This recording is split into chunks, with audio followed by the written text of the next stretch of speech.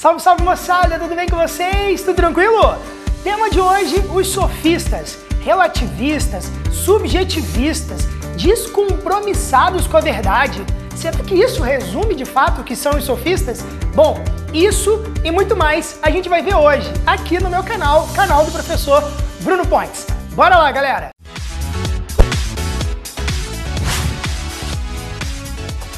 Bom, gente, o movimento sofista ele é um movimento que atua na Grécia, mais ou menos ali no século V a.C. A gente sabe que quando a gente vai estudar os manuais de história da filosofia, as obras, apostilas, nem sempre a gente vê os sofistas ou eles são apresentados pra gente de um modo assim legal, agradável, né? Na maioria das vezes eles são apresentados como aqueles que eram os debatedores, opositores de Platão e Sócrates de um modo geral. Mas os sofistas não são apenas isso, e eles têm um lugar muito importante dentro da história da filosofia, e eu vou mostrar isso para vocês aqui hoje. Bom, a primeira coisa para a gente conversar sobre os sofistas é entender um pouquinho que eles ocupam um lugar singular no deslocamento do problema cosmológico. Lembram lá, naquele tema do surgimento da filosofia? Inclusive, vou deixar o card aqui, tem aula no canal sobre isso. Clica aqui depois para você assistir. Quando a gente está vendo o surgimento da filosofia, a gente sabe que os pré-socráticos, eles ocupam esse lugar singular de mudar o problema, que antes estava no mito e agora ele passa para ali os princípios, a physis e esses outros debates que os pré-socráticos fazem. Porém, a gente sabe que isso não esgota a filosofia. E é exatamente aí que os sofistas, junto com Platão, com Sócrates, eles ocupam um lugar muito singular na história da filosofia.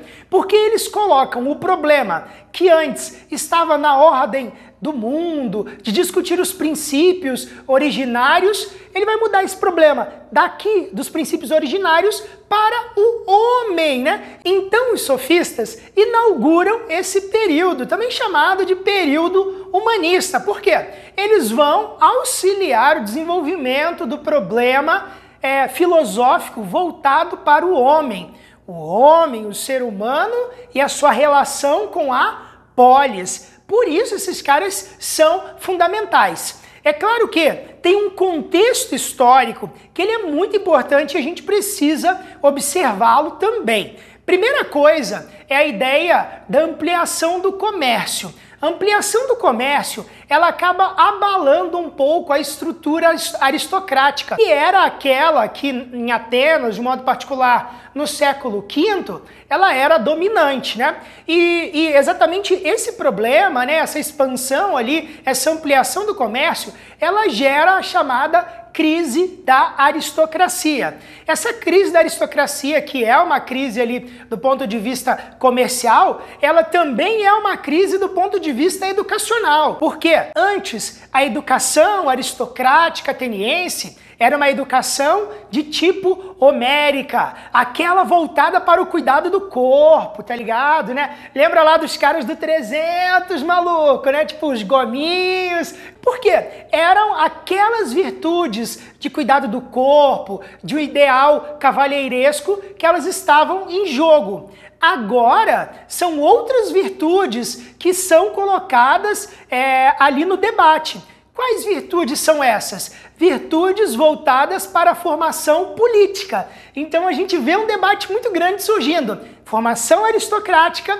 versus formação política, ou voltada para o exercício político. Por quê?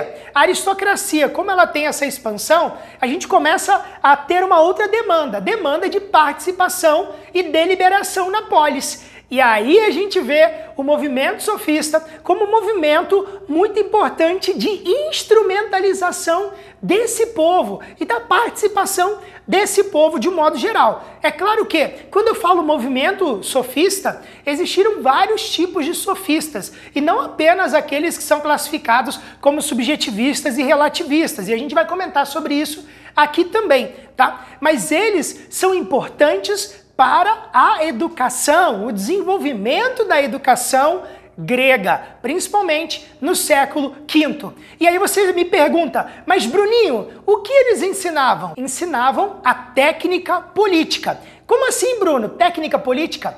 Imagina que com o surgimento, né, da Ágora ali, da participação e deliberação política, é necessário que você desenvolva uma técnica. Que técnica é essa? Peraí, deixa eu te fazer uma outra pergunta.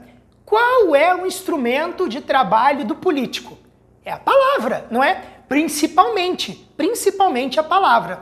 Porque é através da palavra que o político comunica as suas ideias. Então, aqueles que naquela época queriam participar da vida pública precisavam estar instrumentalizados. E aí entra o sofista, né, como esse movimento que vai exatamente instrumentalizar e apresentar essa técnica política, né? Eles eram os mestres, e quando a gente pensa em sofista, né, a própria palavra sofista, ela já diz muito pra gente. Sofista, o radical sofos, significa sábio. Então eles eram o mestre do saber, né? Eles tinham essa técnica, essa sabedoria. E eles, claro, comercializavam esse saber. Não era gratuito. Tanto que esse é um dos principais problemas que Sócrates vai debater e ele vai martelar em cima, né? Porque os caras cobravam pelo conhecimento.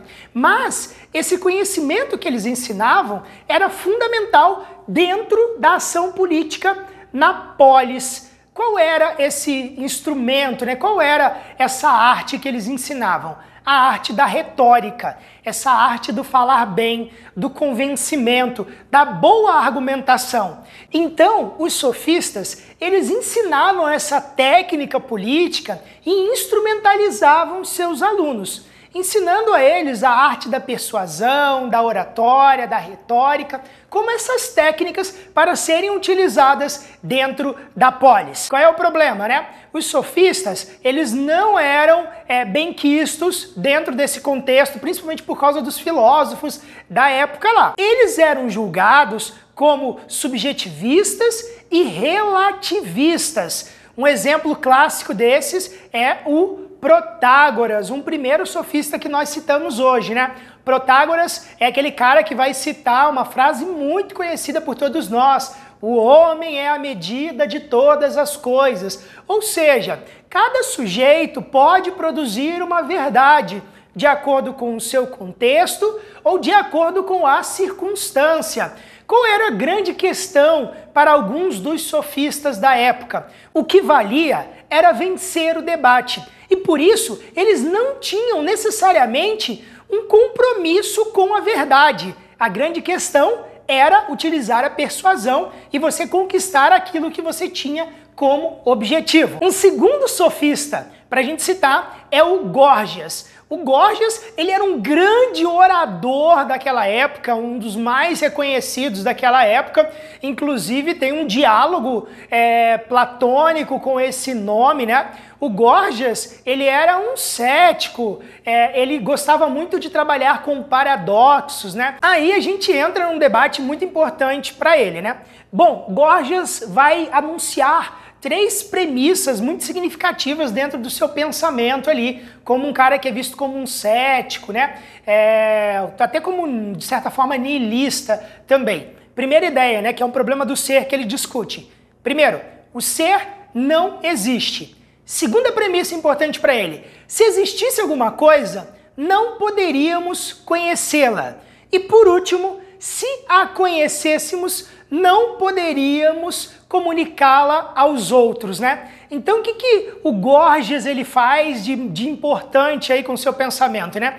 Ele separa o ser, o pensar e o dizer, né? E o que fica então, o que resta de importante então do Górgias? Exatamente esse destaque que ele vai dar em relação ao caráter emotivo da razão ali dentro da produção do debate, dentro da produção argumentativa, né, que o sofista desenvolvia.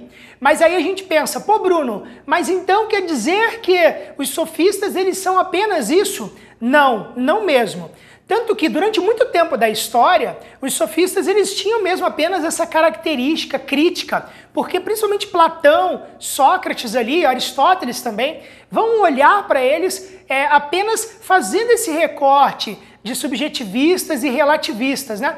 No século XIX, Hegel ele vai levantar uma outra bandeira, já que outros estudiosos também já faziam, em relação aos sofistas. Exatamente para pensar que esses caras, inclusive o Hegel vai dizer isso, né? Eles eram como iluministas da sua época, né? O Hegel vai dizer que eles fazem um Aufklärung, um esclarecimento em seu tempo, porque exatamente eles lançam a bandeira desse humanismo enquanto um problema filosófico. Olha que interessante, né? Então, não dá para dizer que os sofistas, eles são apenas subjetivistas e relativistas. Não, eles para a cultura grega, de um modo geral, eles são muito importantes, né? Tanto para a formação humana, quanto para o debate e ali aquele período de crescimento da democracia, de crescimento e formação da democracia grega. Então é legal a gente olhar com muito cuidado para os sofistas, porque eles têm uma importância